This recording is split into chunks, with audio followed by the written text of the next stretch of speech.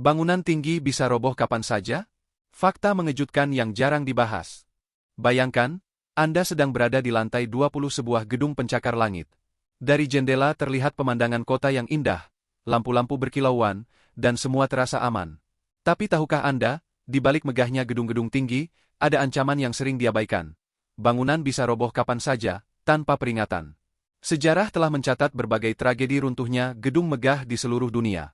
Beberapa di antaranya disebabkan oleh gempa bumi, kebakaran, atau bahkan kesalahan kecil dalam perencanaan.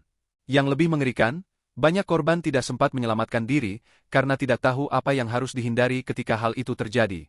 Lalu, apa sebenarnya yang membuat bangunan tinggi bisa roboh?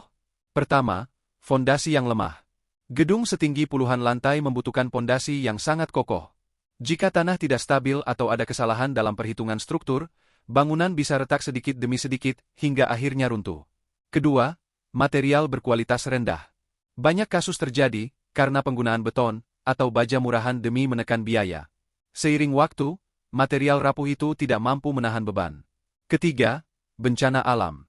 Gempa, badai, atau kebakaran besar dapat meruntuhkan bangunan tinggi, terutama yang tidak memiliki sistem proteksi standar internasional. Dan keempat, kelalaian manusia. Seperti renovasi sembarangan, overload kapasitas, atau perawatan gedung yang diabaikan. Namun, fakta paling mengejutkan adalah, banyak orang justru salah langkah saat gedung mulai runtuh. Apa saja hal yang harus dihindari? Jangan panik lari ke lift. Saat getaran atau kerusakan terjadi, lift adalah tempat paling berbahaya. Bisa macet, jatuh, atau terbakar. Jangan buru-buru lompat dari jendela. Banyak orang berpikir jalan tercepat adalah keluar lewat kaca, padahal itu justru memperbesar risiko. Jangan berkerumun di tangga sempit. Dorong-dorongan justru bisa menyebabkan terinjak atau terjebak. Jangan kembali untuk mengambil barang. Beberapa detik bisa menentukan hidup mati, jadi tinggalkan semuanya. Sebaliknya, ada beberapa langkah penyelamatan yang sering diabaikan namun bisa menyelamatkan nyawa. Cari titik aman di dekat struktur kokoh, seperti pilar atau dinding utama. Gunakan teknik drop, cover, hold on, jatuh merunduk, lindungi kepala, dan bertahan di dekat benda keras. Ikuti jalur evakuasi resmi yang sudah disediakan pengelola gedung.